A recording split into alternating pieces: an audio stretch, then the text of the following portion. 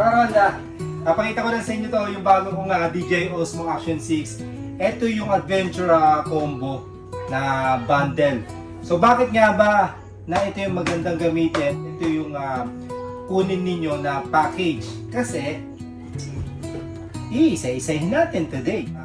Binigay ni Joe Motovlog. Ay, thank you kay Boss Joe Motovlog. Wow. Ano? I-review ko yung binigay mo ng DJI. Ayan wonder kaya to. Kasi hindi ako Masaya ka naman, masaya ka naman. Oo naman.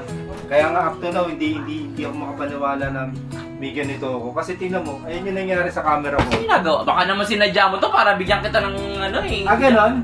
Hindi, joke lang. Grabe ka naman. Ito naman, masyado ka naman damdamin. Hindi, ibig sabihin na yun ang nangyari Ay, oo nga, no. Nadurog siya. Hindi ba pwedeng pagpalitan ng lens? Pwede naman. Kaya lang ang problema nito, black screen na siya. Ay, hindi na pwedeng palitan ng... Ayan ganyan na lang siya. Black na lang siyang ganyan. Oo, Wala na siyang, wala na nalabas.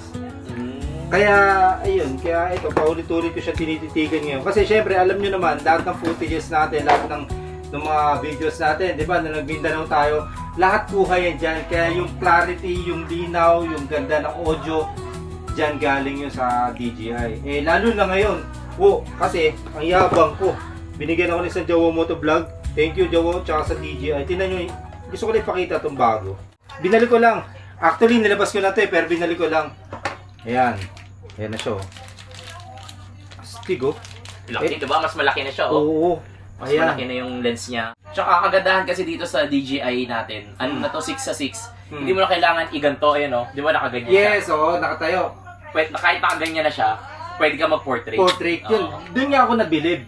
Kasi, kadalasan kapag nakaganito, naka-landscape yung camera, yung video mo, nakahiga. Pero ito kasi kahit nakahiga, meron tong option kung gusto mong portrait or landscape.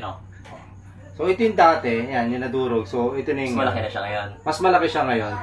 In terms ng battery life, mas mahaba na. Actually dito sulit na ako Yung totoo, yung ride natin sa Mindanao, yung halos buong araw na ride natin, parang hindi nga ako makadalawang baterya dito. Sobrang tagal niya kung battery life na. Lalo na to kasi mas inanan nila, mas in-improve nila yung battery. Tsaka, yun nga, dahil nga ito yung bundle o yung adventure pack, kompleto yan. Meron na kayong tatlong battery. So, yung isa kinabit na natin. Ito, kahit wala kang SD card dito, pwede. Meron ka pang 50? Parang 50 yung internal na 50 gigabytes. Ganun kalaki. Same din naman ito. Ito may internal din. 50, mga ganon. Pero isipin nyo yung 50, sobrang laki na nun So ito ay yung mga accessories niya. May kasama yan. Usually mga nakalagay dito, mga motor. Mga kable, tsaka sa pang motor. Marami kasi nagtatanong, Sir, ano po ba yung ginagamit nyo na camera pagka nagra-ride kayo? Ito po gamit namin yung DJI.